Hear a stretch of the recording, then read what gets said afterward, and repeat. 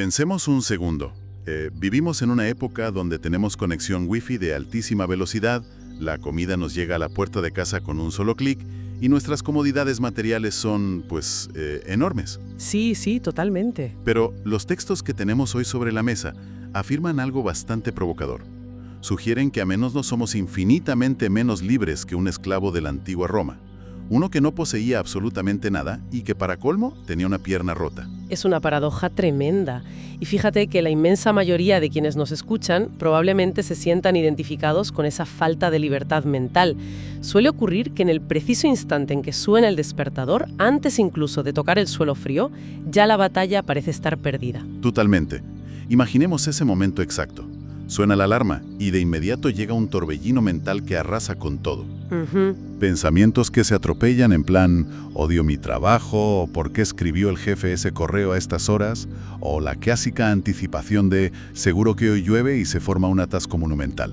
Ya, somos prisioneros de lo que va a pasar o de lo que ya ha pasado, básicamente. Exacto. Vale, vamos a desgranar esto porque el propósito de nuestro análisis a fondo de hoy es precisamente explorar el llamado reto estoico de la mañana. Basado en las enseñanzas de Epícteto. Eso es.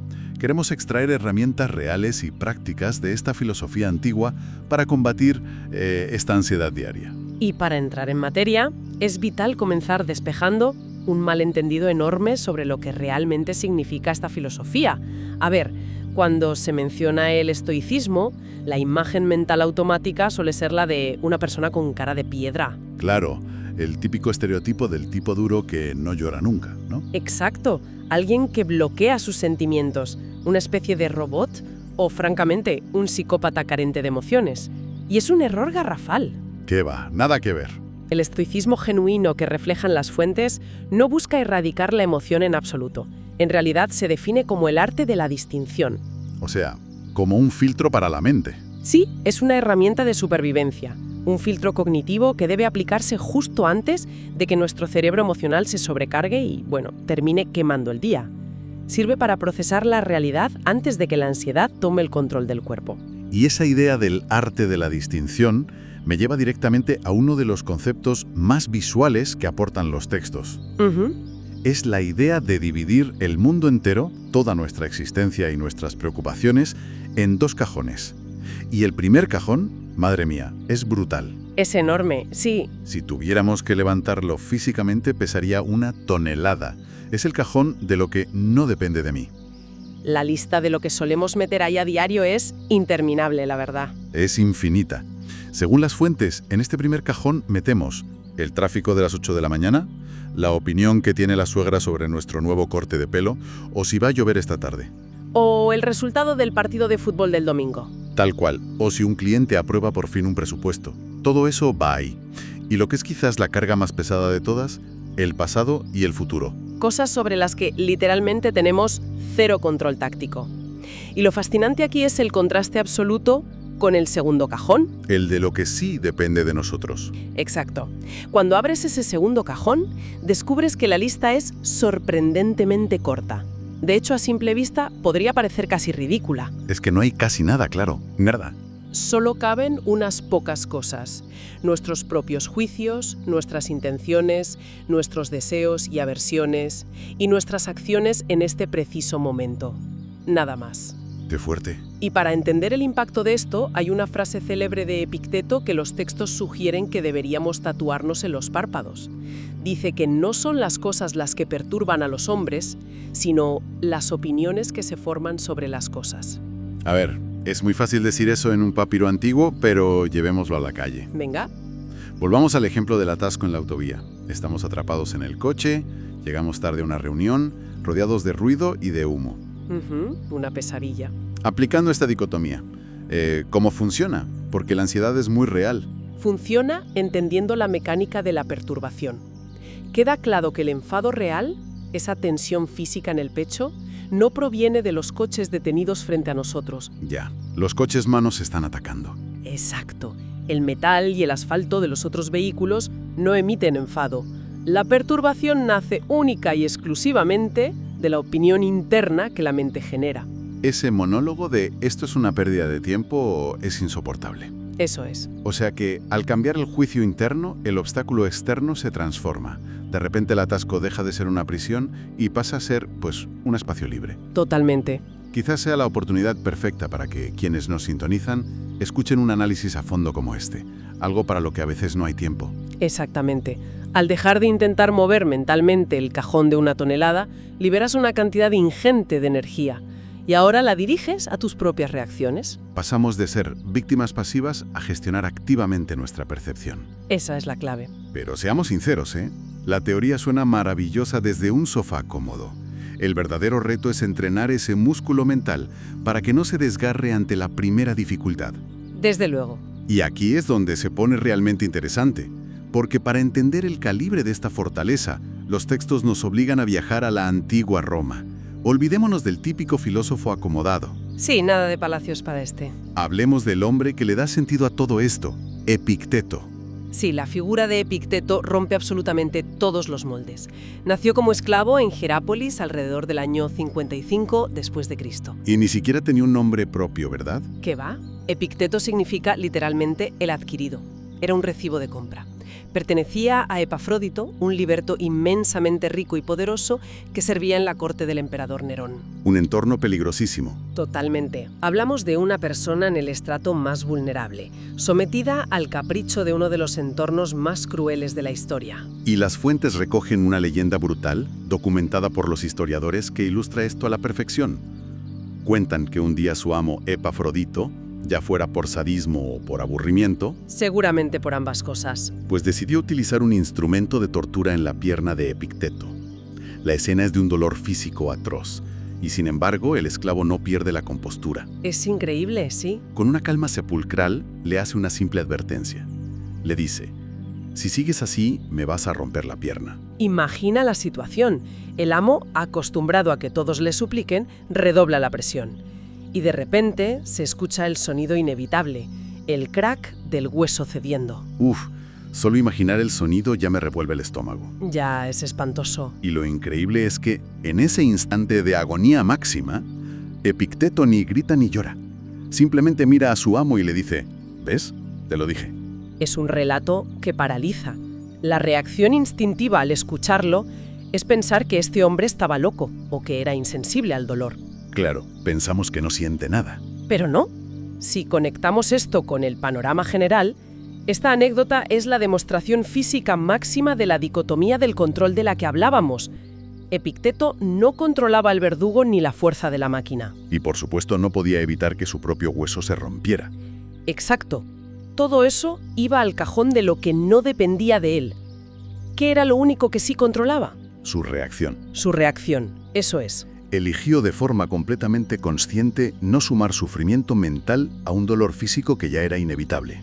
Es que el dolor físico lo garantizaba la palanca. La desesperación y el terror eran opcionales. Tal cual. Y fíjate cómo continuó su vida. Quedó cojo para siempre, sí. Pero más tarde logró su libertad. Cuando los filósofos fueron expulsados de Roma, se marchó a Nicópolis y fundó una escuela. Un centro educativo en condiciones. Y aquel lugar no era una simple academia para debatir ideas abstractas. Funcionaba como el verdadero centro de rehabilitación mental del mundo antiguo.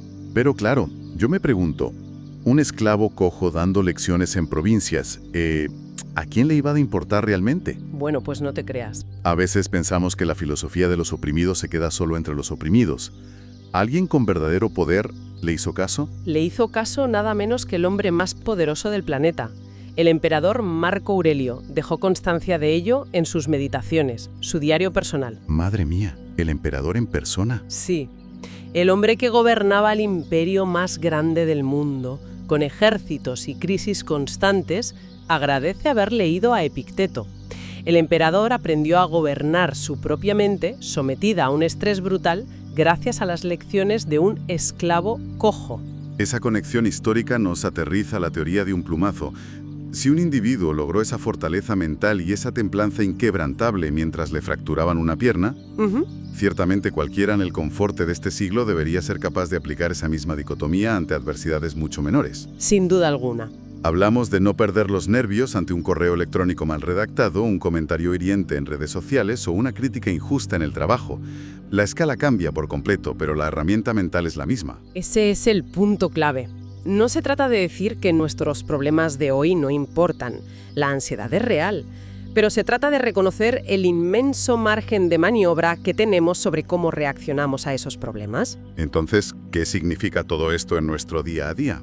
Los textos insisten en pasar de la admiración histórica a la acción pura y proponen un contrato muy claro. Los 3 retos prácticos, ¿sí? Eso es.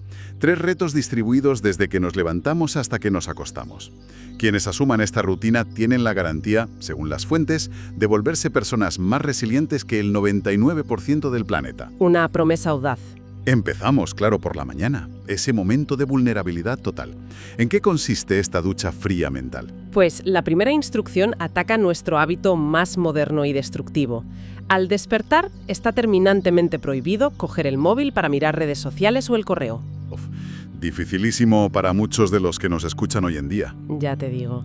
En lugar de eso, las fuentes sugieren sentarse en el borde de la cama unos 30 segundos y aplicar la premeditatio malorum, que es la visualización negativa. ¿Vale? ¿Y eso qué es exactamente? Consiste en decirse a uno mismo en voz baja: hoy voy a morir. Frena un momento. Me estás diciendo que el primer consejo práctico de estos textos para empezar bien el día es sentarse en la cama, a oscuras, y decirse hoy voy a morir. Literalmente. A ver, entiendo la filosofía, pero eso suena a receta garantizada para hundirte en la miseria antes siquiera de encender la cafetera. ¿Cómo justifican las fuentes algo tan oscuro? Es normal que suene macabro, pero el objetivo es diametralmente opuesto a la depresión. Es tremendamente liberador. El estoicismo nos lanza un imperativo moral: vivir cada día no como un mero trámite para llegar al fin de semana, sino como un proyecto de vida completo. O sea, darle valor inmediato al presente. Exacto. Al integrar la posibilidad real de que este sea el último día, las cosas banales pierden su peso en ese mismo segundo. Claro. De repente, el café amargo de la máquina sabe a gloria, y dar los buenos días al portero deja de ser un trámite para convertirse en una conexión humana real. Da urgencia y aprecio. Y el texto va más allá de lo mental, ¿verdad? Añade un aspecto físico bastante literal. La ducha de agua fría. Menciona que Sémica se bañaba en el río Tíber en pleno invierno para recordarle a su cuerpo quién manda. Así es. La lógica de la incomodidad voluntaria es aplastante. No es castigo corporal. Si una persona es capaz de aguantar 30 segundos bajo un chorro de agua helada, simplemente por decisión propia... Su mente se está calibrando. Exactamente. Claro, el razonamiento es, si aguantamos esto voluntariamente, podremos aguantar sin perder los estribos una reunión de 8 horas con un cliente insufrible que nos ha tocado por obligación. Sí, preparas a la mente para la adversidad involuntaria a través de la voluntaria. Se forja la armadura antes de salir a la calle. Bien, la ducha fría mental está genial a las 7 de la mañana en silencio y en casa. Pero las fuentes son realistas. Saben lo que hay. Saben que a las 11 de la mañana, en la oficina, cuando caen 3 correos urgentes y el móvil no para de vibrar, ese zen desaparece por completo. Conectamos con lo que Marco Aurelio llamaba el deber del presente. El anclaje a la tarea. Eso es. Cuando atacas ansiedad por el pasado o por todo lo que falta por hacer en el futuro, hay que usar una frase clave como ancla. Tienes que decirte ahora mismo: mi única tarea es, y nombrar lo que tienes delante. Los ejemplos del texto son muy de andar por casa. Si a esa hora la tarea es fregar los platos, nuestro único propósito en todo el universo es fregar esos platos con excelencia y atención plena. Nada de pensar en el informe de gastos que hay que entregar luego, claro. Y viceversa. Si estamos frente al ordenador redactando el informe, la tarea sagrada es escribir una sola línea con claridad. Sin permitir que la mente se vaya a los platos sucios. Las fuentes aseguran que aplicar esta técnica del anclaje a la tarea apenas 10 veces al día es capaz de aniquilar la ansiedad. Esa ansiedad que produce la multitarea constante a la que estamos sometidos. Sí, es reducir la carga cognitiva de golpe. Concentrarse en el segundo cajón. Vale, entonces superamos el día anclándonos al presente. Cae la noche, llegamos a la cama.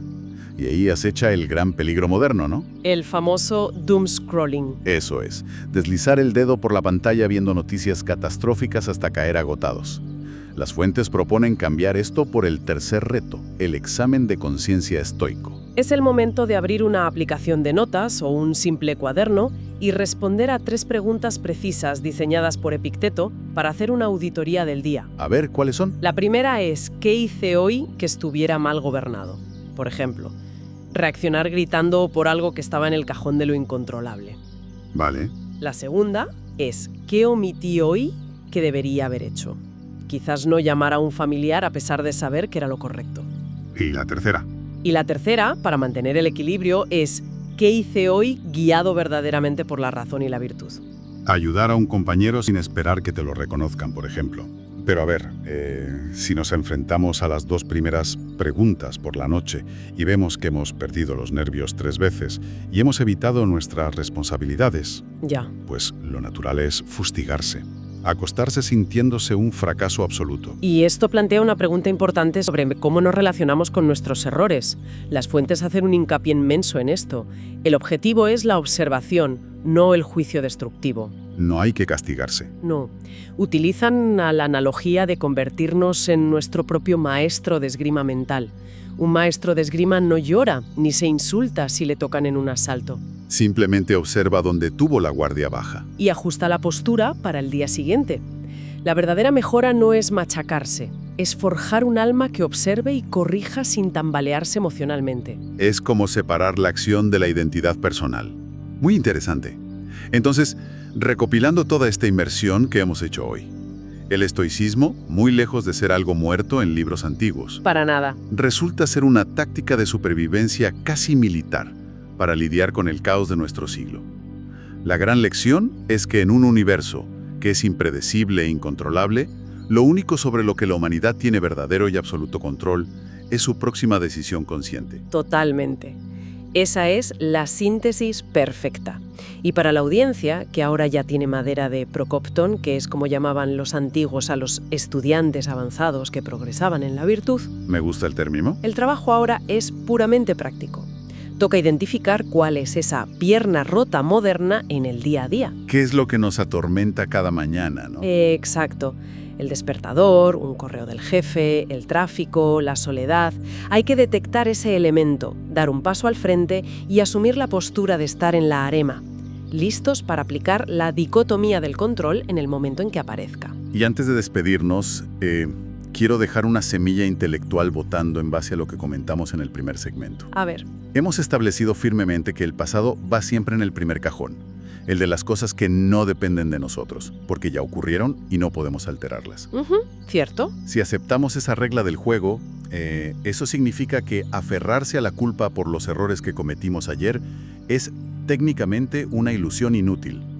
Uf, gran pregunta. ¿Acaso la culpa no es un mecanismo que solo sirve para robarnos la energía y nuestro único poder real, que es la capacidad de actuar bien en el momento presente? Da mucho que pensar. Es algo para darle unas cuantas vueltas. Con esa perspectiva en mente, el verdadero objetivo mañana al despertar no es simplemente intentar conquistar el día, es salir a conquistarse a uno mismo. Hasta la próxima inmersión. Hasta la próxima.